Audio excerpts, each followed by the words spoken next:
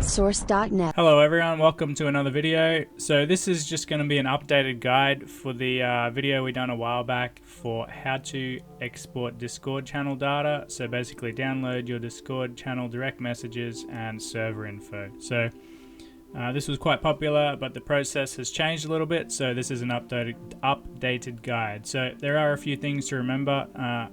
You're probably already aware of these, but we'll go through them anyway. So commonly asked questions: can you download data from locked channels and servers? No. You're not gaining any extra features with this little client, so that's important to remember.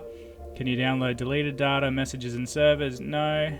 Can you restore a server using this data? No. So basically, if you can't already do it in Discord, this isn't going to grant you any extra permissions. So the next thing is, can you get banned? Theoretically, yes, but I've been using this for 3 years now, haven't been banned. No one else I've heard who's used it has been banned. None of the users on the other video have mentioned it. It is automation, but it's not automation in a bad way, so I can't see Discord actually banning accounts for it, but as always, use at your own risk. I've used it for years, no problems. Another question that comes up quite often in the last video is it safe to use your token like this? Technically yes, because you can change your password, so essentially I would do that anyway. Discord does mention once you reset your password you get a new token, so although I haven't had any issues with not changing my token, I've done a test account, it's not like my data got taken or anything, I didn't lose access to my account. But just to be aware of, if you do use this method, you do use your token, so I would just do a quick password change, and as always, you need to have 2FA enabled. Everyone should have two-factor authentication enabled anyway, so nothing to really worry about with your token. But again, another disclaimer, just to be aware of. So now we can actually get into the process. So the first thing you need to do is head on over to the GitHub page. So as always, there'll be a link in the description. Just grab the latest version, this one here, the zip file. Once you've got that, you can just extract it.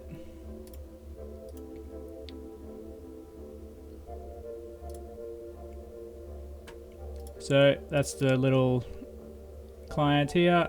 So once you've got it, make sure you have Discord open in your browser. Don't use the app, just use the browser, and make sure you're signed into the account you want to copy your data from. Then open Discord Chat Explorer. You'll get this message possibly, depending on your system. So you will need net runtime to use this. It's pretty straightforward. Some Windows computers will have it automatically, otherwise you can install it. This will download and install. Just accept the security prompt when it pops up. Okay, so now that you have the NetTime installed, you can open Discord Chat Exporter. So there's a little prompt here. Do as you wish with this. He's been around for a long time, this guy. He's helped a lot of people out, so something to consider. Just close that. So if you've used the previous version, this has changed a lot. So pretty much the main reason why I'm doing this video.